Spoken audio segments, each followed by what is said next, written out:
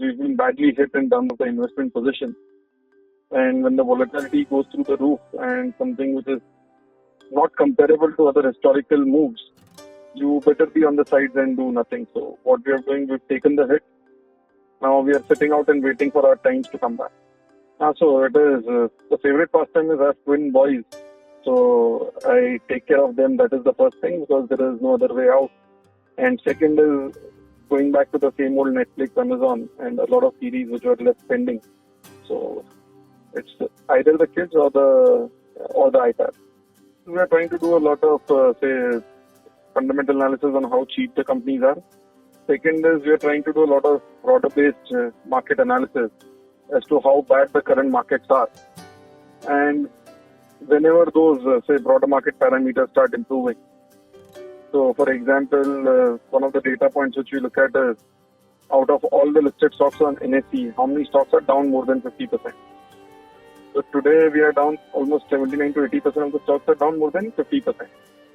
This last happened only in 2008. So that was closer to 87% of the stocks which are down more than 50%. A lot of broader markets have been done, so we are just finding out spots where we would like to act only when the trend changes. What we would look out for is, once the volatility indices are down, markets have stopped being very crazily volatile. So, if I reflect back to the times when we were in 2008, so after October 2008, for the next 6 months we did nothing, almost up till March. And even if you did, it would be 10-20% of the size of the trade which you would do. And then you wait out for the times by April when the market started making new highs or crossing the recent highs. That is the time you know, okay, the trend has changed.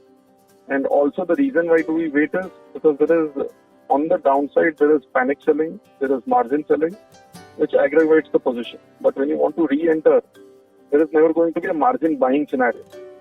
So even if you're late, it will be very early in terms of the trade. So people don't go mad buying into the stock because there is no margin broker buying it. So we'll get our times on those sides. So we may maybe buy 20% higher on stock, but we'll get there. Fundamentals tell you what the business is doing. But prices are not decided by the business owner. And the marginal seller decides the prices.